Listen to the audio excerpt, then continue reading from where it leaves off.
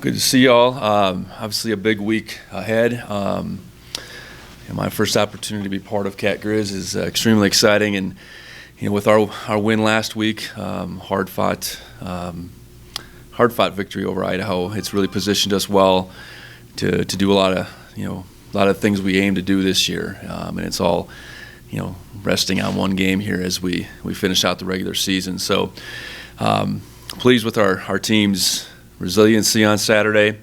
Looking at the film, I don't think it looked much different than it probably felt as I was in here on Saturday afternoon. We allowed Idaho just an opportunity to hang around, and credit to them. They did some things, made some plays before the half, certainly to get on the board and made it hard. And fortunately, we were able to put together that sequence again where we went special teams and the defense to offense to take the lead and close out a game that we needed to. And at the end of it, that's all that counts is whether you get the win or not. And we were able to do that and get to 9-1. So looking forward to this week. Our guys are really excited, and it's good that we're within this week. There's no looking ahead. There's no looking back. We're in this week here with a lot to play for. So I'll open up for questions. Any updates on the three guys who got hurt? TJ will likely be out for a few weeks. We'll see. He won't be able to suit up this week, and how serious it will be, I think we'll find out in the weeks to come. Otherwise, we're hopeful. We're sitting here on Monday, so the day-to-day aspect, I think, would be the way I'd classify any of the other guys. What is kind of the emotion right now for you as a coach, and what have you learned about, I guess, the rivalry, talking to some of the players about this week? Well, it obviously runs deep, not only with our Montana kids, but our entire team, and that's what you want. I mean, you want to be at programs that have rivalries like this, and I haven't been a part of one yet, one of these games, but I would suspect that it's right up there with any rivalry in the country.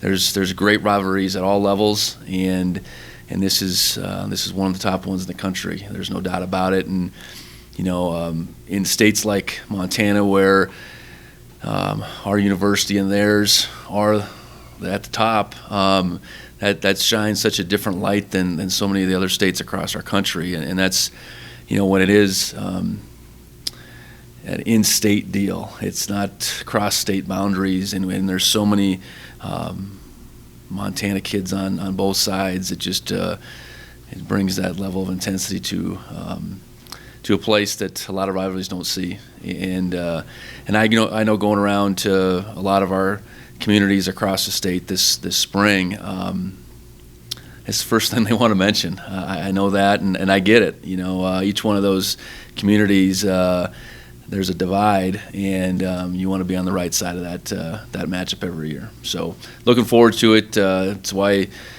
as a competitor, these are the games that you want to be a part of. A lot of people talk about how you don't understand this rivalry until you're in it. How have you gone about learning about the rivalry, and what are some things that you have learned in your time here? Well, I think you try to study history. I guess the ebbs and flows of how it's gone. Certainly talking to former players, former coaches who have been a part of it over a long, long time. This isn't just something that's popped up the last 10, 20 years. This is going on for a long, long time. And there's so much history, and I'm well aware of that. And I suspected all along there would be some other things on the line as well. So to sit here the last regular season of the game of the season, and we have the Great Divide Trophy on the line, but then a conference championship, certainly seeding in the playoffs is all in front of us as well. It's right where we want to be. Tucker and Troy kind of talked about your response to rivalry games during the hiring process. Do you remember what you told them? Well, I'm certain that it was first and foremost as far as the goals. I hope that all these things would line up on one Saturday, but this would be first and foremost because it's not just this one Saturday in November. It's an every day of the year affair when you talk about recruiting and all that goes into trying to gain the edge. across the state, in every corner, in every small town, in every big town. You want to have that edge, and it ultimately plays out on a Saturday, but it is something that occurs in our minds every day. What would you say? How would you describe Montana schematically, personnel-wise? They're playing really good football right now. I'll start with their defense. They're a very aggressive defense, very much an attack style. They have a couple guys in O'Connell and Lewis that are Buck Buchanan watch list guys, and it's well deserved. Robbie Houck is all over the place. I think he's got 100+ tackles right now, and he is literally all over the place where he aligns. And then I think Ford has all those interceptions. I think it's 8 games straight now. So they're finding a way to disrupt, tackle well, and then turn people over. And those are things that we're going to have to contend with. I know offensively they've been through a lot of personnel. Whether they're back to being settled in, I'm not sure, but I think whether it's been Humphrey or Brown at quarterback, they've both been able to run their offense, and they're not so different that their offense has to change a whole lot. They've played a host of young running backs, and that seems like they're getting healthier at that position.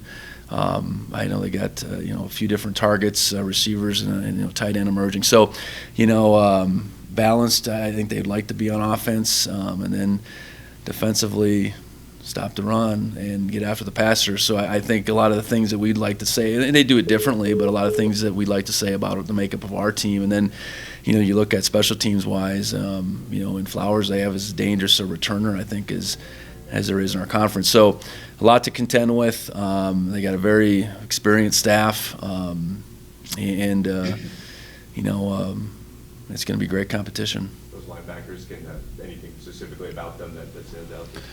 Well, they do a lot with them. It's a combination of kind of the sideline play, but then blitzing and getting after the passer. The structure of their defense being a 3-3 structure, those guys often are pass rushers, and they do a very good job of that. But then just being able to stop the run, and it's really such a I think a sideline to sideline effect that their defense has. They're doing an awesome job of disrupting. I know that's the biggest thing I would say from a linebacking crew perspective. You mentioned after Saturday's game that you not only didn't pass for many yards but wanted to pass more. Felt like you should have had more attempts. What was kind of the reason? I guess. Yeah. Well, I think one thing, Idaho shortened the game possession-wise, and we did a little bit of that to ourselves with a couple 3-and-outs. But I think the opportunity and the landscape of the game kind of changed in the second half without Isaiah. I think we played Tommy a little bit more in response to that. I think we've said it all along. Tommy is one of the best guys on our team with the ball in his hands, and having him out there allowed for that a little bit more. And not to say that he couldn't have thrown a few more times, but it's just kind of the way the game played out. And I think it's easy to come in here after the game and look at some numbers and say, "Geez, I wish we were more balanced than we were." And that was kind of my initial response. And I think in hindsight, it was some credit to Idaho for making those possessions so valuable, and then we just didn't take advantage of a couple opportunities and had some 3-and-outs that didn't allow for those plays to maybe develop as those drives would have went along. Coach, would you be able to elaborate at all on the types of injuries that Isaiah Well, TJ, I'm sure everybody saw it. I mean, that was a pretty good blow he took to his lower leg, and beyond that, I don't want to say much. But it was pretty serious blow that he took. Unfortunate, given the situation. Isaiah's, it was more a soreness, for him than anything else. Elijah, I think the same thing. I hope we can work through those. They're obviously all leg injuries, and we, playing running back, that's part of the deal. And I think they're both on the mend, and we hope to have them both on Saturday. In terms of preparing for a rivalry game, is there anything different that you do within the week leading up to that game, or no? I don't know. I think you can certainly speak to the history. I think to have our guys have a good understanding of what the environment of that stadium is going to be like. I think that's pretty important, and that's pretty practical. So dealing with noise will be part of it. But I think just challenge them, and I look at like our scout team. They're in week 12 of being on the scout team. I think you got to kind of re-engage them to, hey, we need it now. We need it now from here on out. It's a grind for those guys. And so I don't think, from a practice and how we do things, you do a lot of things different. But I think you certainly shine some light on the history. And I think, I appreciate the fact that we have a lot of players on our team that have played in this game. They've had success in this game, or games, I should say. And, I think those are the ones that, I think are most important to tell about their experiences as we go through the week. Do you feel like this adds pressure, this game brings pressure to the program? And do you think that's a good, bad thing? Could you describe what some of that pressure you think it feels like? Well, I think as a football program, you want to have, you want to be part of big games this time of year. So if pressure comes with that, that's welcome. High expectations are, I think, part of where we're at with this football program, and that's okay. I think we want to be positioned to be playing in big games in November and then ultimately down the road. So, I think our guys have responded to big games in the past month a couple times going on the road, and this one's got a few more layers to it for sure. But ultimately it still comes down to what can we do once that clock gets going, between the whistles, between the white lines. I mean, that's really what it comes down to. It doesn't, the talk around it, that's certainly for the fans, and I appreciate that. But our guys have to prepare to win a football game, and appreciate the position we're in. Appreciate the fact that we need to uphold our side of this rivalry. Appreciate the fact that we win this game. We'll get at minimum a share of the Big Sky Conference Championship, and we win this game, I think we'll get a pretty good seed. And go out and play the best we can, and not worry about if we can't make plays. Figure out how we can. Your predecessor, Coach Choate, was kind of beloved for his record in this game. I'm curious if you face any sort of pressure because of that said. Well, credit to Coach Choate and his ability to win the 4 games against the Grizz, and this is a new chapter. It's important. It's important to me. I understand that, but there's been many coaches in this game, and it's really about our players and those guys winning the game. Those guys going out and doing everything they can, and us as coaches preparing them, putting them in the right decision, making adjustments within the game on Saturday. That's what it's really about. I knew coming here that there were expectations on a lot of different levels, and this was the first one I know that was mentioned. If not every day, almost every day since I've been here. So, look forward to it, and we just got to get our guys ready to go. Playing Tommy as much as you did, how much do you consider or think about Matt's rhythm? Sitting on the sideline. Well, like I said, I think the second half just it played out in such a fashion that Tommy became a priority runner in the second half, and we need to find a way to win a football game. And in a perfect world, you're not playing the shuffle like we did, but on that Saturday, that's the way it needed to play out. I think in the first game, that was the first plan. In the first half, that was part of the plan. I think Matt knew it going in. I think it wasn't a surprise to him, in particular to utilize Tommy in the red zone. So that kind of played out how we anticipated. In the second half, we got thrown a curveball and did what we had to do, and fortunately it worked out for us. Yeah, Matt took a pretty big hit there late in that game. Is he feeling well? Yeah, I think Matt's fine. Yeah, he actually got hit into TJ at the beginning of or the end of the half too, and Matt came out of it in good shape. We talked last week about the trap game potential and how real that was. now that, with a close game like that, I'm sure people are saying, that happened and you guys looked ahead. What do you say to kind of that narrative? You know what? Human nature is to relax or whatever, and I don't think we relaxed out there. There was just a handful of plays that we didn't execute, and was that because we relaxed? Or was that because Idaho made some plays? It was probably somewhere in between. We turned the ball over with an opportunity to go up 10-0, 14-0. The game maybe looks a little bit different. They don't get that sequence of the two big plays before the half to get the touchdown, and at a minimum it's 13-3. The game might look a little bit different, but it played out the way it did. And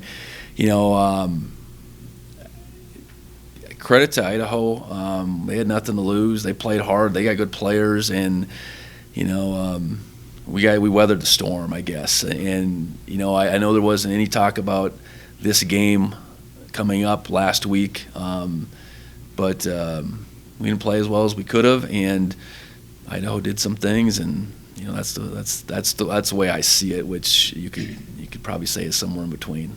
And one of the guys who had a good game for you was Amandre, and we talked about how much he's coming inside and maybe sacrificing some sack opportunities. How would you kind of describe just his, I don't know, maybe that sacrifice, his leadership, and just his play overall? Yeah,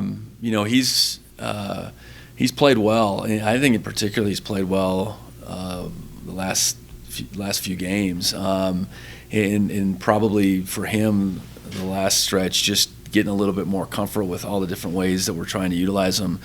And Daniel certainly has bigger numbers and all that, but they all work together. When you play inside on those passing downs, you're not going to maybe get the same opportunities, but you're certainly contributing those opportunities. And I think Amandre understands that. For us to ultimately get done what we need to, where do you put me, Coach? I think that's been his mindset. And, I've appreciated him as a playmaker, a leader, and I think he's been a great example to our team on how you should go about being a guy that just does whatever is called upon him. And to have a captain, and it's not even like he's accepting a lesser role. It's just a different role, and like I said, he's a part of all the, those pressures that we're getting. He just doesn't maybe get the notch in the sack column on a few of them. Troy, I think he's a pretty well-known player, but I'm curious from your perspective, what do you think his, presence, or what do you think he'll be remembered for, maybe even beyond the football field? Well,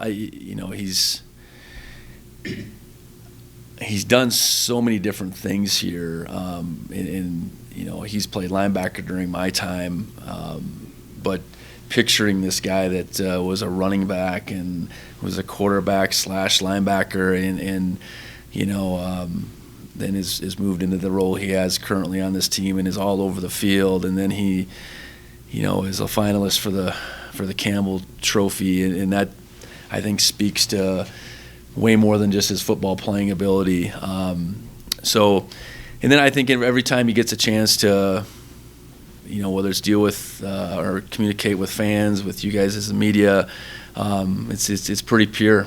You just see a really good person that appreciates what's been given to him from a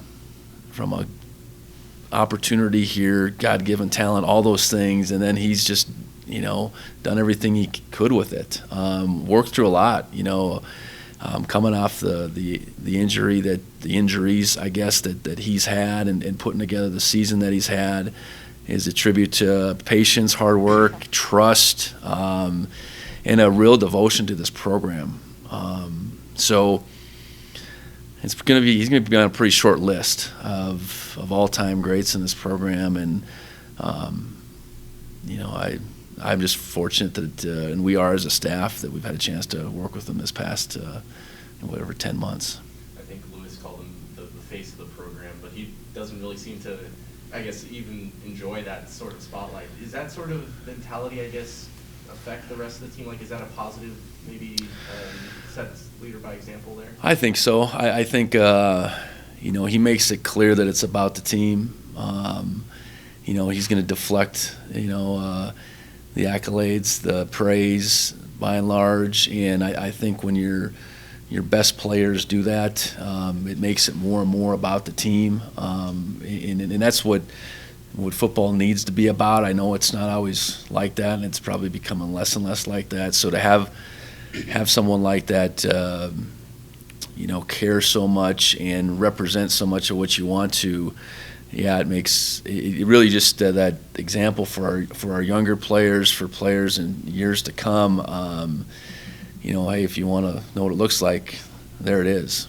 So, a couple of just reserves that have been scratched lately. I just wondered if you had any updates on Casey, Tyson, and then Kendrick, who was out a while ago. Casey, going back to, I can't remember what game it was. It was a home game. He ended up having a hand injury. It was his non-throwing hand. So he's on the mend yet. Not necessarily, an injury that'll take him through the calendar year, but it was fairly significant. Tyson Renjabal, he suffered injury back in the spring that he's still recovering from. In all likelihood, he'll be out for this whole year. And Kendrick, is that who you said? Yeah. Kendrick's the closest of those three. I'm thinking back to when his last action, if it was second or third game. He's getting closer, but won't see him this week. The Grizz have been really stout against playing the run. Mm-hmm. And in that 3-3-5 scheme, it's a little bit different with their run fits. How would you describe how they've played the run this year and how you go about attacking that? Well, I'll come back to that word disruptive. It's and disruptive, and then on top of it, it's going to look different play to play to play. A lot of teams structurally will look very similar, one play to the next. Might have some subtle movements, but we'll just kind of play gap control football. And they're going to present their front different from one play to the next. Probably take some chances within that, but be very attacking. And it's they're trying to be the aggressor for sure when it comes to defending the run and even getting after the pass, I'd say too. My coaching history, it's not exactly like San Diego State has been, but San Diego State is they're in the ballpark of San Diego State. Rocky Long's now at New Mexico. It's disruptive, and I think as a lineman you better be pretty disciplined about where you're going, who you're going to, be able to handle movement, quick movement, twists, slants, linebackers running right in your face. It's a combination of all those things. So, we have to be prepared with a pretty concise game plan. I think they're a team you can't try to do everything under the sun against. I know that. And I mentioned I think they play so well sideline to sideline. They really, I think, disrupt the perimeter game. So I think we're sitting here. It's game 11 for both of us. We have a good volume of what they've done to different teams, and I guess they got the same against us. So, it kind of comes down to who can be disciplined within the scheme versus scheme, and I think to some degree, the physical nature of us versus them and vice versa will certainly come into play. Is there one memory, a comment somebody made during your time here that's kind of like, okay, that's what Cat-Griz rivalry means to this program, to this community? Well, first off, I went through the goals, and this was the first goal, and social media put it out that we wanted to win a national championship, and right away I got, well, what about beating the Grizz?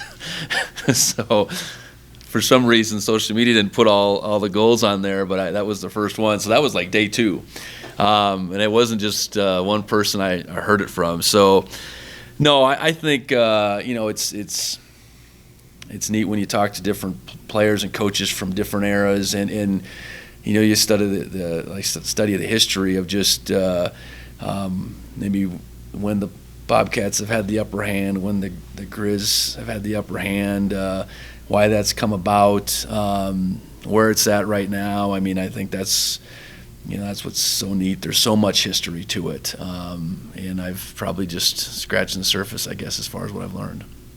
What about some of the history of your rivalries within your football life?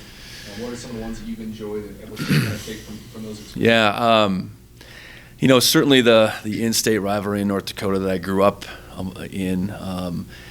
I grew up between Fargo and Grand Forks, so NDSU, UND was a big rivalry, and it's not maybe the same anymore, but really through my playing days at NDSU and my early coaching days, it was, and it was very heated. It had a lot of the same raw emotion that this one does, in all the small towns across the state of North Dakota. And being from a small town in between, closer to Grand Forks, I'm sure a lot of people thought I went the wrong direction with my choice. But, I think there's some similarities to what that was. And like I said, it's not that anymore. When we stopped playing UND, it shifted to South Dakota State.